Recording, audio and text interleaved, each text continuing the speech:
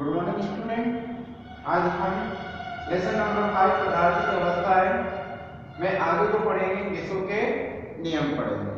यानी कि गैसों के क्या क्या बिहेवियर होते हैं, टेम्परेचर, प्रेशर और उनके वॉल्यूम में क्या रिलेशनशिप होती है, इसी नियमों को समझने के लिए हम गैसों के नियमों को समझना पड़ता है। ठीक है, गैसों के नियम में सबसे पहला जो आपके पास नियम आता है वह आता है आपका बॉयल का नियम।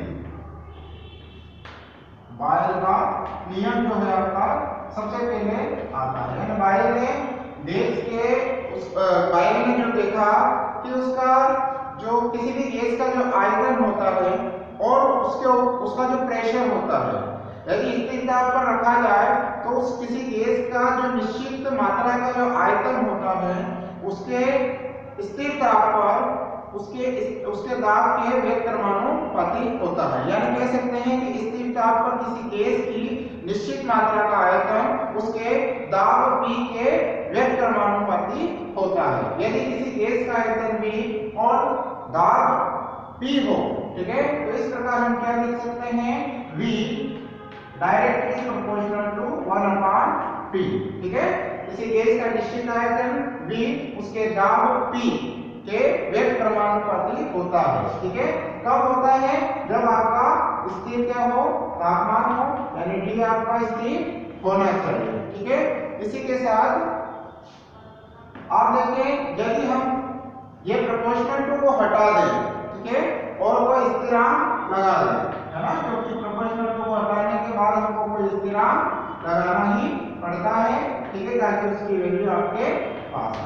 ठीक है, ये आपका V बराबर क्या हो जाएगा, स्थिरांक 1/P। और अगर P को हम उधर ले जाएं तो हमारे पास एक नई इक्वेशन आएगा, Vp बराबर स्थिरांक। ठीक है, यानी कि आप देखिए कि स्थिर ताप पर किसी गैस की जो आयतन और जो प्रेशर का जो गुणनफल होता है वह क्या होता है, आपका एक स्थिरांक होता है, यानी कांस्टेंट होता है। यदि अलग अलग दो गैसों की बात की जाए, यानी पहली गैस का जो आयतन आपका V1 और उसका जो प्रेशर है P1 हो, ठीक है, पहले गैस का जो आयतन आपका क्या हो, V1 और प्रेशर अगर आपका P1 हो, ठीक है, और दूसरी गैस का जो आयतन V2 और आपका प्रेशर P2 हो, तो इस स्थिरांक के अकॉर्डिंग क्या होगा, आपका V1 P1 बराबर V2 P2 होगा। ठीक है, और ये भी क्या रहेगा, आपका स्थिरांक रहेगा। ठीक है, यदि हम इन दोनों को लें तो आप देखते हैं कि जो V1 बटा V2 आ जाएगा, है ना, और V2 बटा P1 आ जाएगा। ठीक है, ये आपके पास क्या हो जाएगा, यदि आपके पास किसी एक राशि का अगर आपको मान ज्ञात करना है इसमें, तो आप इसमें किसी जैसे V1 का अगर वैल्यू ज्ञात करना है इसके लिए, तो V2 P2 और P1 की वैल्यू रखकर हम इस समीकरण के द्वारा क्या कर सकते हैं, किसी भी आयतन या प्रेशर को हम डिनोटेट कर सकते हैं। ये आपका क्या होता है, बॉयल का नियम कहलाता है। ठीक है, दूसरा जो आपका नियम होता है चार्ल्स का नियम कहलाता है। ठीक है, इसका नियम कहलाता है चार्ल्स का।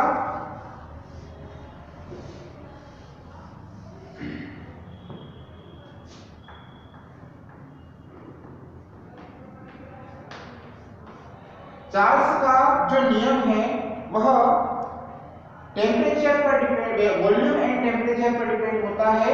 इसमें होता है कि किसी स्थिर ताप पर किसी गैस की निश्चित मात्रा का जो आयतन होता है उसको 1 डिग्री सेल्सियस बढ़ाने पर या 1 डिग्री सेल्सियस घटाने पर उसका जो आयतन होता है वह उसके आयतन के 1/273 भाग के बराबर से बढ़ता है या फिर घटता है। ठीक है, इसलिए उन्होंने जो समीकरण दी है वह इस प्रकार है, देखिए आपको V1 बराबर V0 माइनस 200 प्लस V0 बटा 273। ठीक है, ये एक समीकरण है। इसमें जैसे जैसे हम वैल्यू रखते जाएं, ठीक है, ये आपका तो क्या है, आपके पास एक इक्वेशंस बनती जाएगी। जैसे कि आपका क्या है V1 पर V0 प्लस V0 अपान 273 होता है। यदि हम इसमें से कुछ V1 को कॉमन ले ले, V1 बराबर, तो यहाँ आपके पास क्या आ जाएगा 1 अपान 273 और ये आपका क्या आ जाएगा V0 आ जाएगा।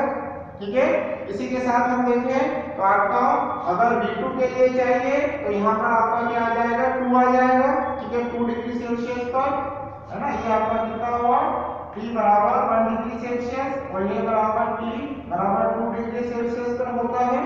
तो ये आपका क्या आ जाएगा।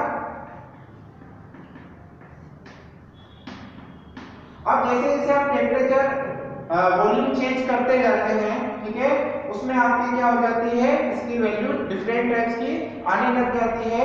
और हम देखते हैं कि जब 273 डिग्री सेल्सियस लिया जाता है, ठीक है, 273 डिग्री सेल्सियस लिया जाता है तो इसकी जो वैल्यू हो जाती है वो लगभग 0 के बराबर हो जाती है। देखिए, अगर V बराबर -273 ले लिया जाए, ठीक है, तो हमारे पास जो वैल्यू आ जाती है ये क्या आ जाती है 1 माइनस आपका 273 अपान 273। ठीक है, तो ये आपका क्या हो जाएगा, दोनों आप क्या हो जाएंगे, कट जाएंगे। तो आपका क्या हो जाएगा -273 बराबर 1 माइनस ये कट गया तो आपके पास 1 आया और ये आपका क्या आया V0, यानी कि V -273 पर आपका 0 आंसर आ जाता है।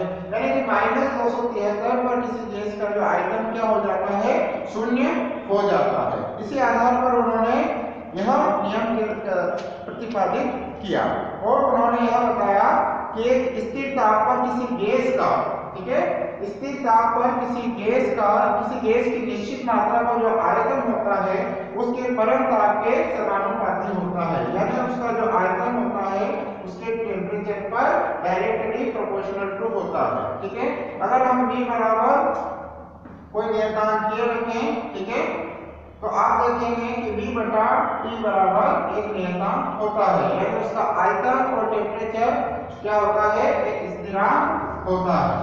अगर दो अलग-अलग गैसों के लिए बात की जाए, पहली गैस के लिए अगर आयतन V1, ठीक है, दूसरी के लिए V2, टेम्परेचर T1 और टेम्परेचर T हो, तो हमारे पास यह समीकरण इस प्रकार से बन सकती है।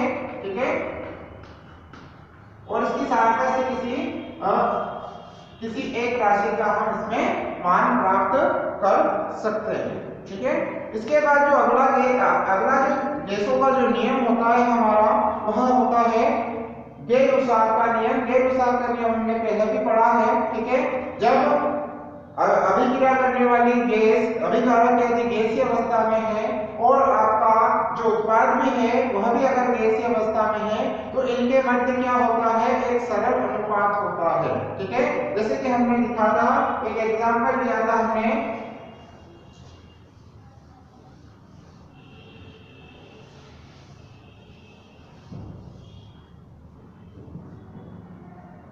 हमने एक एग्जांपल लिया था, जैसे कि H2 हाइड्रोजन और क्लोरीन दोनों, क्लोरीन गैस दोनों मिलकर क्या करते हैं, HCl गैस का निर्माण करते हैं। क्योंकि ये भी गैस की अवस्था में है, ये भी गैस की अवस्था में है और ये भी गैस की अवस्था में है।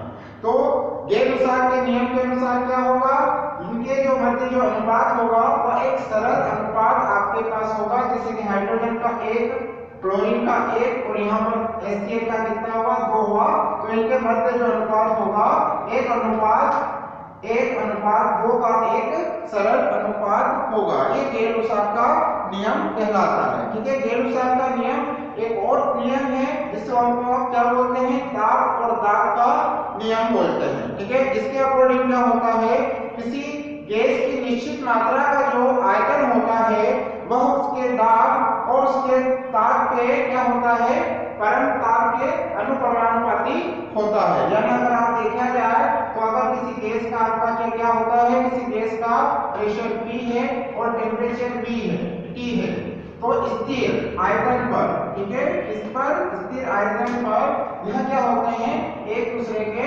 समानुपाती होते हैं। यही आपका क्या कहलाता है, गेल-उसार का नियम कहलाता है। यदि आप इसको आगे शुरू करें तो एक स्थिरांक लगता है। ठीक है, एक स्थिरांक लगता है, यानी P बटा टी, और ये आपका क्या हो जाएगा, एक स्थिरांक हो जाएगा। ठीक है, यदि अलग अलग केसों के लिए लिया जाए तो P1 अपॉन P1 और T1 आएगा। ठीक है, तो ये आपके लिए क्या बन जाएगा, P1 बटा P1 बराबर P2 बटा P2 आपका हो जाएगा। और ये देखा जाए तो आगे और क्या बन सकता है इसमें, P1 बटा P2 बराबर P1 बटा T2, क्योंकि एक कांस्टेंट चलता रहता है। इसके बाद आप देखें एवोगाड्रो का नियम। ठीक है, इसका नियम है एवोगाड्रो का। तो एवोगाड्रो का जो नियम कहता है वह किसी गैस के अंदर उपस्थित उसके मोलों की संख्या,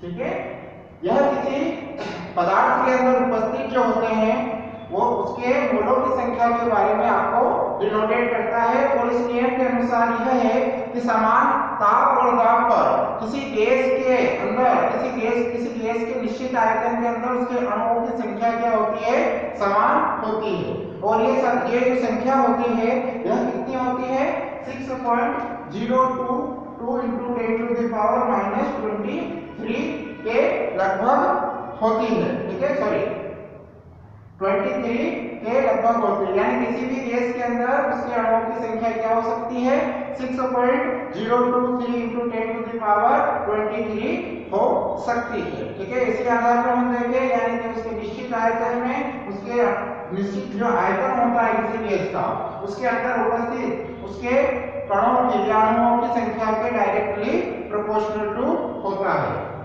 या फिर हम देखें कि k बराबर n, यानी आपके एक स्थिरांक है, k एक स्थिरांक है।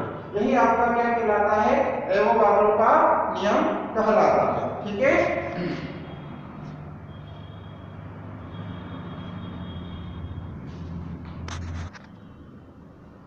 अब हम बात करेंगे आदर्श गैस समीकरण। ठीक है, आदर्श गैस समीकरण वह समीकरण होती है जो सभी ताप पर सभी पर जो ऐसी गैस जो ताप और दाब के समूह प्रवास में गैस के नियमों का पालन करती है, आदर्श गैस समीकरण कहलाती है। आदर्श गैस समीकरण को हम व्युत्पन्न करने के लिए, है ना, आदर्श गैस को जब हम व्युत्पन्न करेंगे तो उसी में हमको बायो-चार्ल्स एवोगाड्रो के नियमों का पालन करना पड़ेगा। तो इसको व्युत्पन्न करने के लिए सबसे पहले हम देखते हैं कि बायो का जो नियम क्या कहता है। सबसे पहले हमने अभी आपको बताया कि बायो का जो नियम कहता है, स्थिर ताप पर किसी गैस की निश्चित मात्रा का जो आयतन होता है उसके दाब के व्यक्त क्रमानुपाती होता है। यानी कि पहली कंडीशन आपकी क्या होती है, उसका आयतन उसके दाब के व्यक्त क्रमानुपाती होता है। स्थिर क्या होता है, आपका टेम्परेचर होता है। ठीक है, स्थिर ताप। ठीक है, पहला आपका नियम। दूसरा नियम देखें हम, चार्ल्स का जो नियम देखते हैं, तो चार्ल्स का नियम क्या कहता है,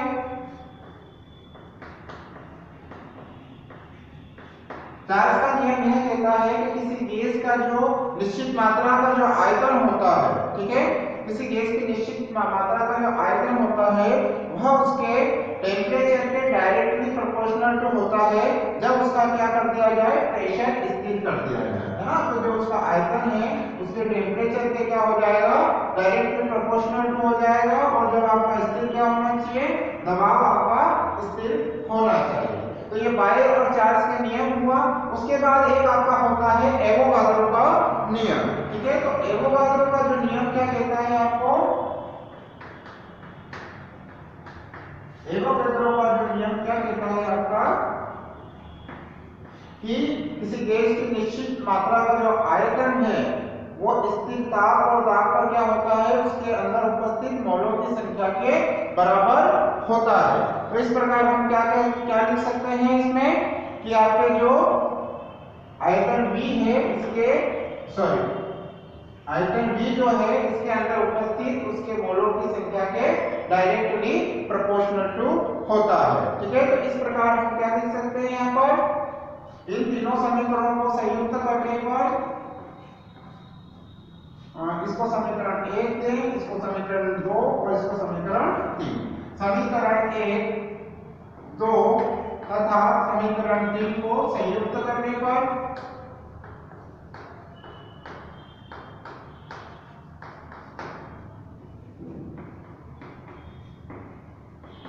जो कि तीनों में देखे हम, तो यहाँ पर भी आयतन है, यहाँ पर भी आयतन है, यहाँ पर भी आयतन है, तो ये b हो जाएगा और प्रोपोर्शनल टू, ठीक है।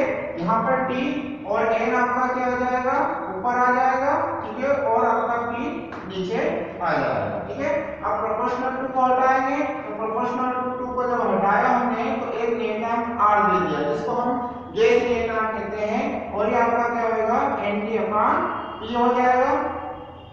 अब ये p को उधर पहुंचा दीजिए आप, तो क्या आ जाएगा आपके पास v p और ये n r t, है ना, या pv बराबर आपका क्या आ जाएगा n r t।